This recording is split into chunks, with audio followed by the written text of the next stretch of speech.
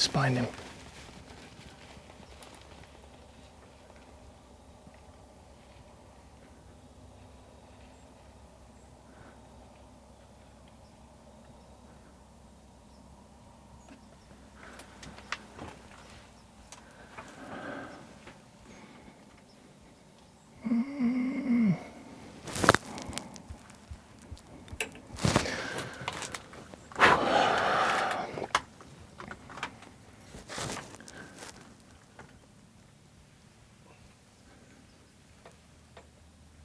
I know we're recording.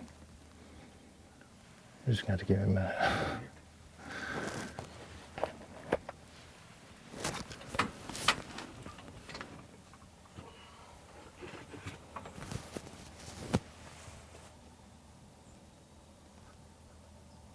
We got an arrow on one.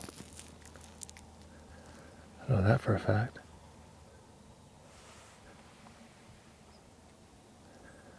I also feel like the shot was high.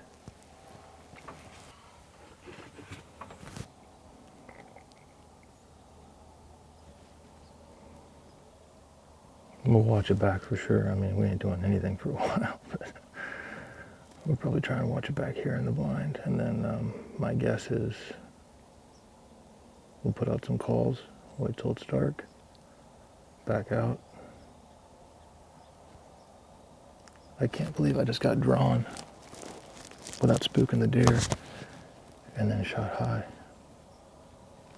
I had time. Then I may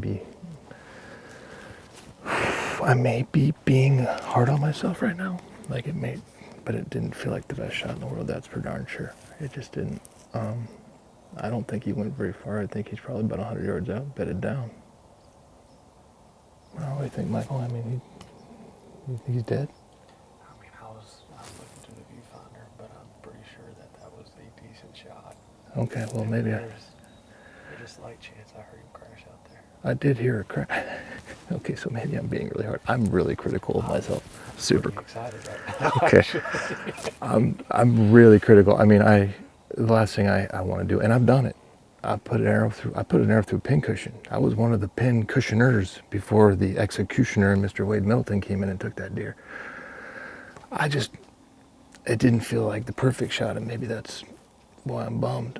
I don't know. I also don't want to get my hopes up based on what Michael just said, because I know I could have made a better shot. But that said, maybe we have a dead deer. We are not going to do anything stupid. We're going to probably, when I stop rambling, we'll watch it back.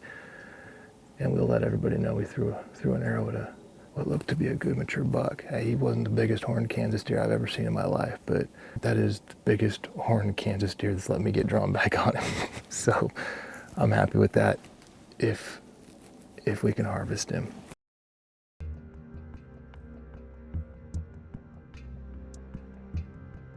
You can actually see it in a stealth cam shot where the deer's jumping and you can kind of see the knock up high. You can see just a little green piece up there flashing. Can't tell much else. You know, they're reviewing the footage. They're waiting for us to drive about an hour to get there, and we're on our way.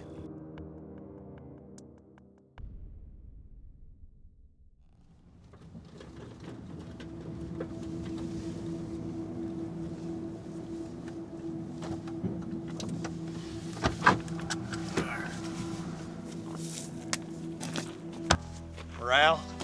That's low.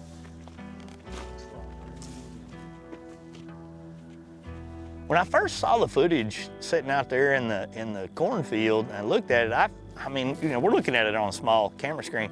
I thought the shot was about 3 inches to the right and about 3 inches lower than where it turned out to be. And we didn't know that till we got back into the camp and really started looking at the footage. And Steve's really beating himself up. Steve is a guy, just like most good, true hunters, they want to do right by the deer. They want the deer, you know, to expire as fast as it possibly can based on the means that they're hunting with. And, you know, this shot was high.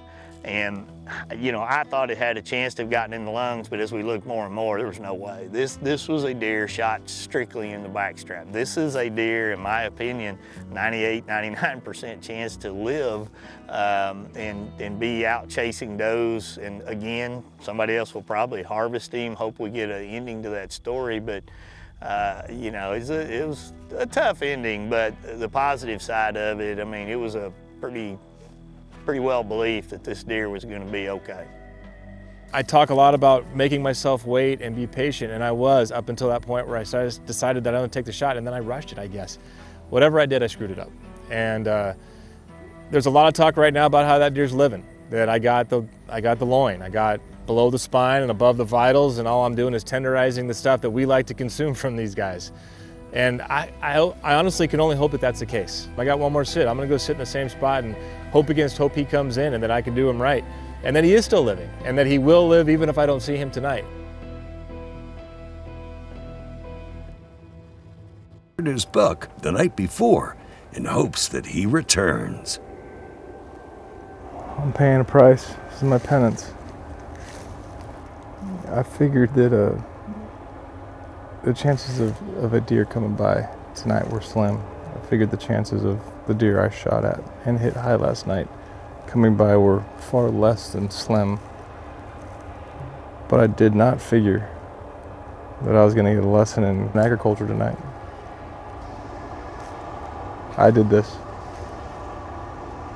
It's right there, right there. Yeah, that's it for me in Kansas. Yeah, we got 10 minutes of shooting light left, but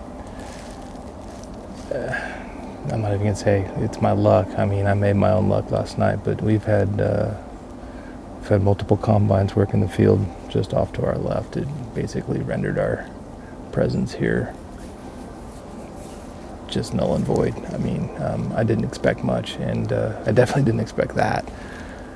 But I feel like I had to put in the time. I for sure had to put in the time here, just in case. But half hour in, combines started up, and they're still going, and we're about out of light. So we're done. I'm done. Yeah, I like Kansas. I don't know if Kansas likes me, but